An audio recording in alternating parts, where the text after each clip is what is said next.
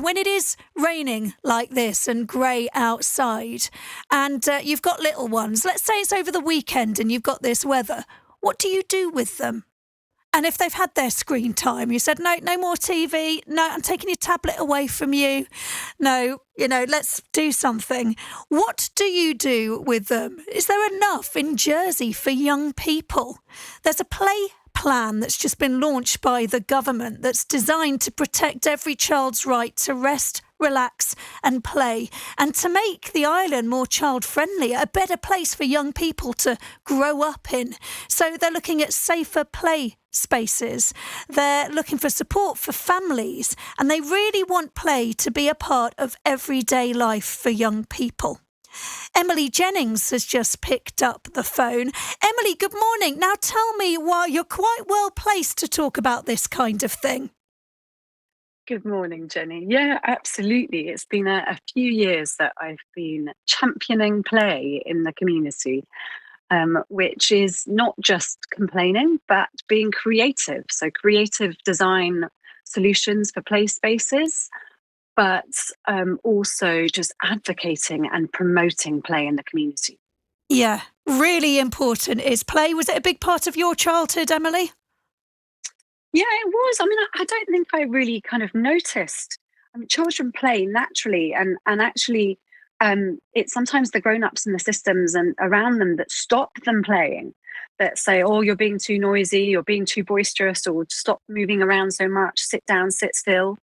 But I think being half English and half French, where sometimes Latin countries allow children to move more and make more noise, whereas the English have still held on to this children to be seen and not heard. So seeing that cultural difference between holidays in France and then holidays in England, there is a cultural difference.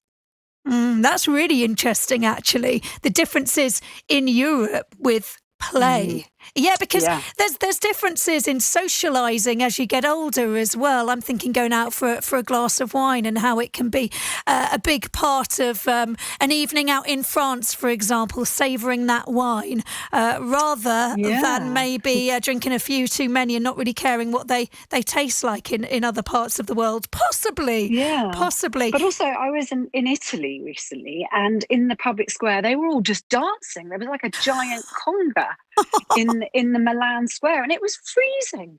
It wasn't like it was warm, but there was this guy who had a little mini kind of sound system, and the crowd was just dancing away. I was thinking, well, that's what they get up to in Italy. Let's have more of that. I love it. I mean, if you see the adults doing something, you're more likely to do it themselves. And play should continue right through your life, I think, in various forms, if possible. You've been part of the play going on in St Martin and in St Helier here. You played a part, didn't you, in designing the play areas? Yeah, absolutely. I mean, Karen Shenton-Stone, who you had on earlier, it is a real play pioneer in the parish. And when I first approached her about St Martin's Green and facilitating a bit more play up there, she just always comes back with, yes, how can we do it? Yeah, that sounds great. That's really fun.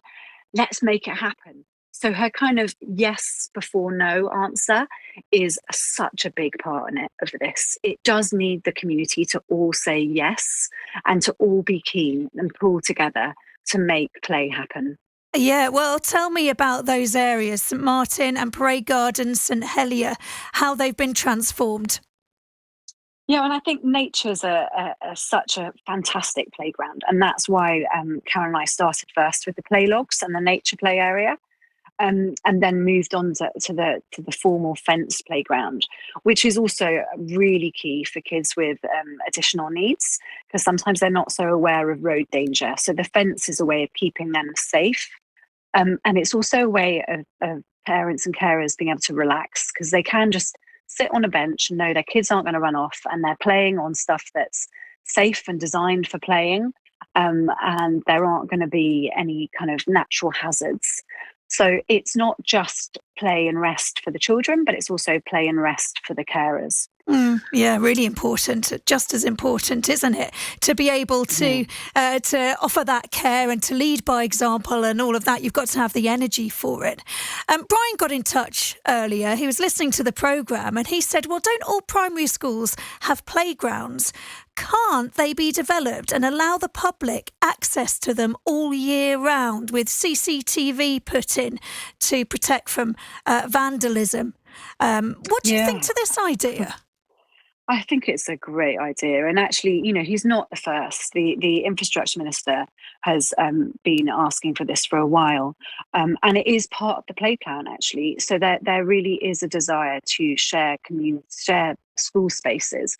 And actually, in a small island community, we've got to box clever. We've got to use our community spaces for multiple uses. But we also need to be aware of what a job small schools have in keeping their sites safe and ready for Monday morning. So it does require everyone saying yes at the same time. And it will require for some school sites some infrastructure changes.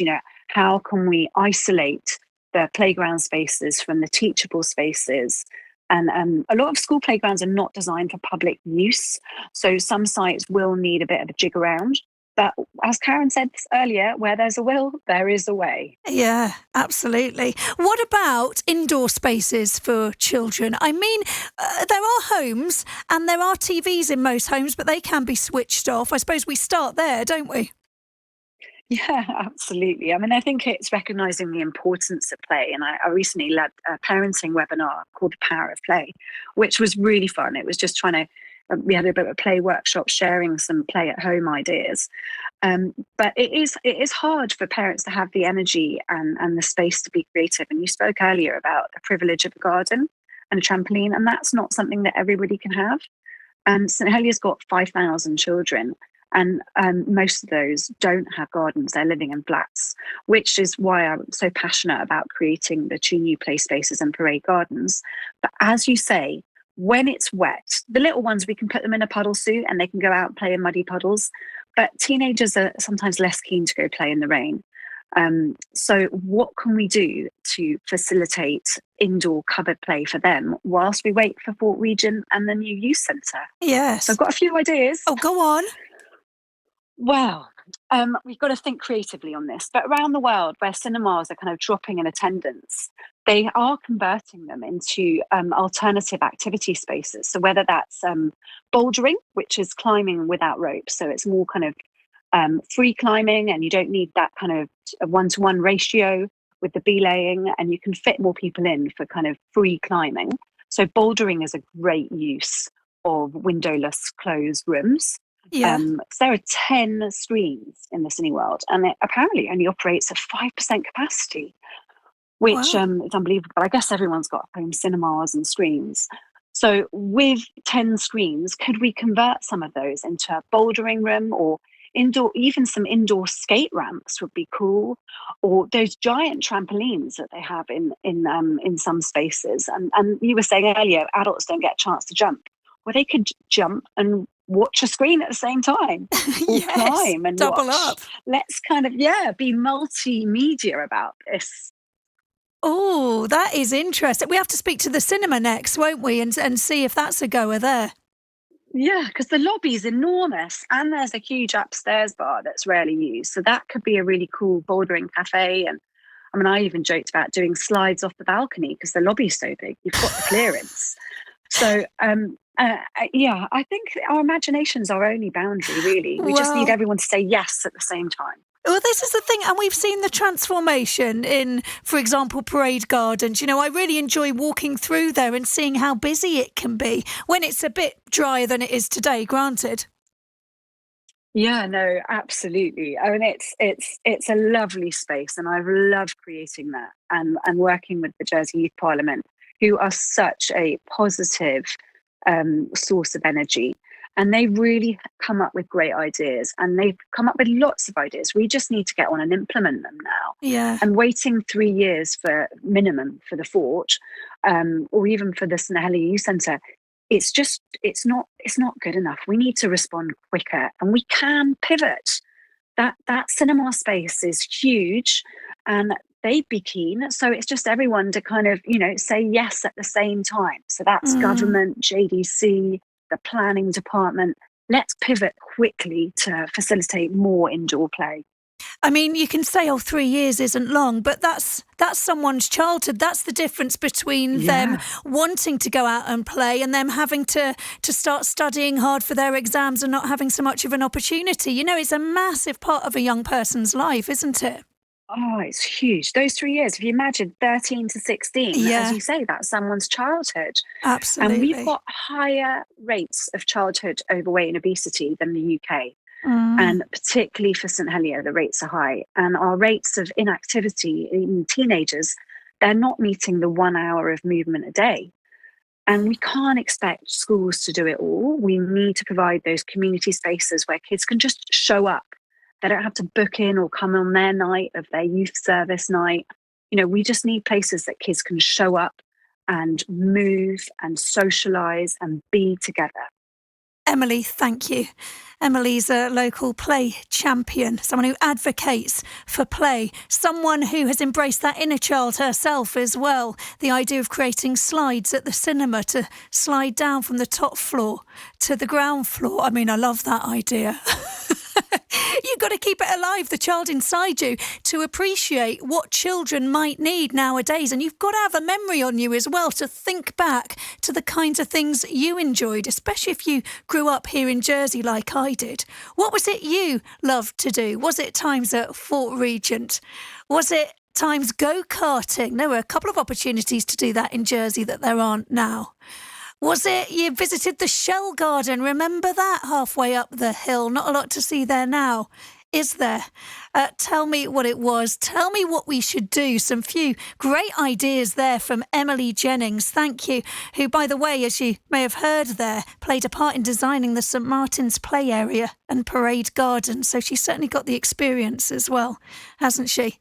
Let me know your thoughts this morning. Get in touch on WhatsApp 08000 321 333. And I'd love to hear from you on that. She agrees with Brian that it could work to open up school playgrounds of a weekend, for example.